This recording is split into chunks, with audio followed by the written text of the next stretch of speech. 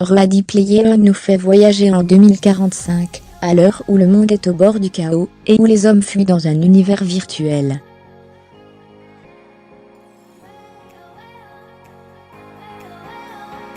Dans le futur, le vrai, pourrait-on imaginer nous aussi nous abriter dans un monde artificiel? La technologie doit encore faire quelques progrès.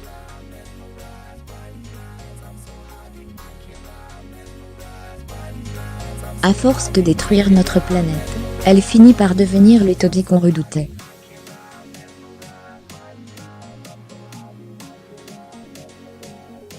Et une fois qu'on ne peut plus la sauver, il ne nous reste plus qu'à nous tirer dans la réalité virtuelle, VR.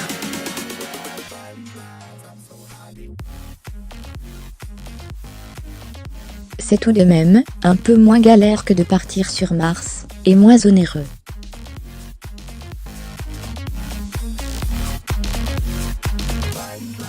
Ready Player One, en salle ce mercredi, nous fait voyager en 2045, à l'heure où le monde est au bord du chaos, et où les hommes fuient dans l'Oasis, un univers virtuel mis au point par James Hallyday, une sorte de gourou Jack.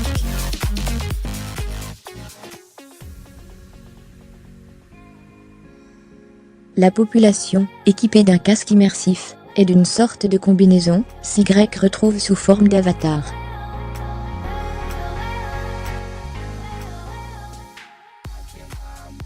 Si la Terre devenait un dépotoir, pourrions nous réfugier dans un monde virtuel nous aussi? On peut passer beaucoup de temps dans la réalité virtuelle, comme dans n'importe quelle œuvre fictionnelle, cinéma, littérature, jeux vidéo, mais elle ne sera jamais une parfaite copie du réel, prévient d'emblée Philippe Fuchs, professeur de réalité virtuelle à Mines Paris Tech et auteur de la théorie de la réalité virtuelle.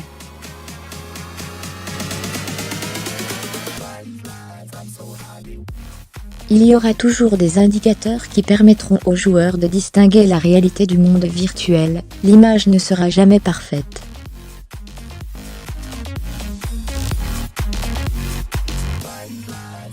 Aujourd'hui, la technologie est encore loin de ce qui est décrit dans le dernier film de Steven Spielberg, il est même peu probable qu'elle lui ressemble un jour.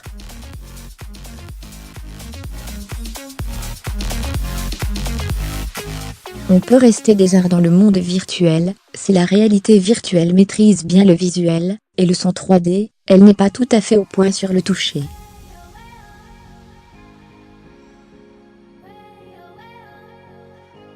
On peut avoir des systèmes qu'on porte, des gants ou des combinaisons, ou des bras robots, qui vont permettre de toucher de façon précise des objets virtuels, explique Indira Touvna, enseignante-chercheuse au laboratoire Diasic.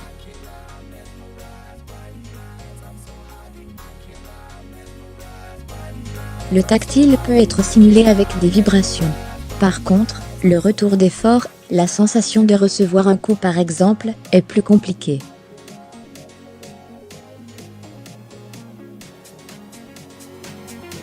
Si vous voulez bousculer une personne, il faudrait avoir un système mécanique qui la pousse, reprend Philippe Fuchs.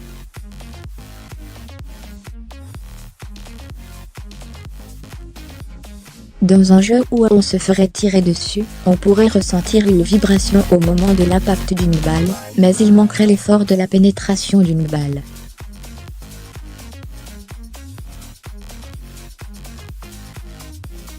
Et pour espérer ne plus jamais sortir de ce nouveau monde, il faudrait retrouver le goût et l'odorat.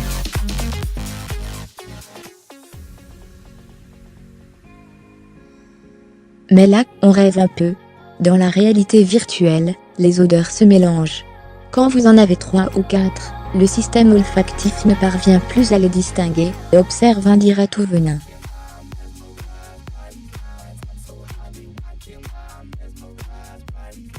Et ne parlons même pas du retour gustatif qui est très limité. Même si les technologies dites de retour sensoriel fonctionnent, il reste le problème de la multimodalité, explique la chercheuse.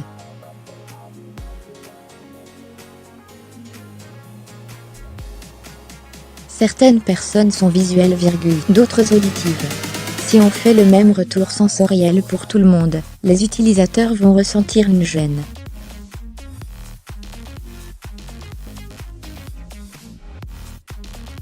Il faudrait adapter la technologie à chacun, ce qui ne paraît pas très réaliste. On peut rester 6 heures dans un environnement artificiel, il peut y avoir des incohérences sensorimotrices, qui créent des nausées chez l'utilisateur, mais les spécialistes savent très bien les éviter, souligne Philippe Fluch.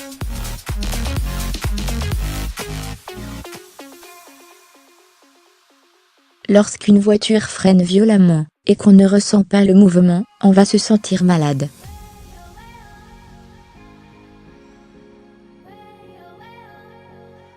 Dans un environnement qui sollicite peu le corps de la personne au niveau sensorimoteur, elle peut y rester des heures et des heures, reprend-il.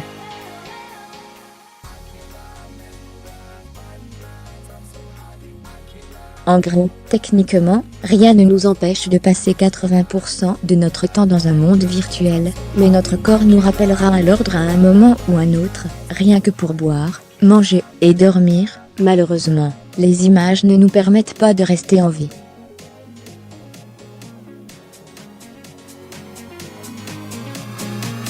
La VR, un moyen de ne pas tomber dans le désespoir. C'est plutôt du point de vue psychologique que le monde virtuel pourrait poser des problèmes, surtout si on grandit à l'intérieur.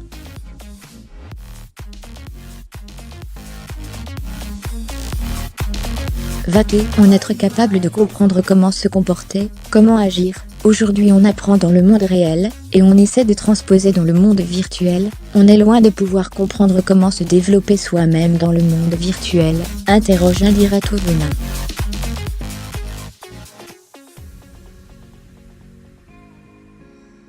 Sans compter la question de la représentation de soi.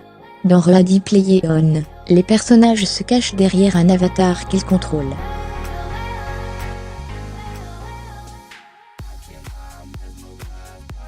Le risque, selon la chercheuse, c'est de ne plus jamais se comporter naturellement.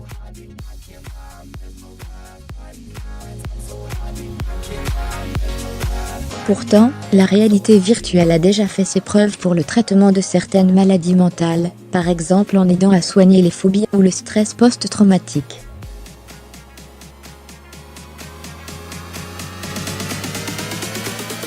Sans promettre le bonheur en kit, la VR pourrait être un moyen de ne pas tomber dans le désespoir ou la violence. Imagine Indira Tourvenin qui rappelle que la technologie aide également les grands brûlés à surmonter la douleur.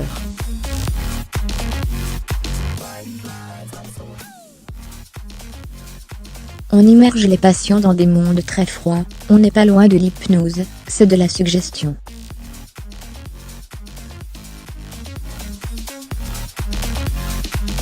En 2045, quand la Terre sera devenue un enfer, les casques de réalité virtuelle seront peut-être notre seul moyen de ne pas sombrer dans la folie.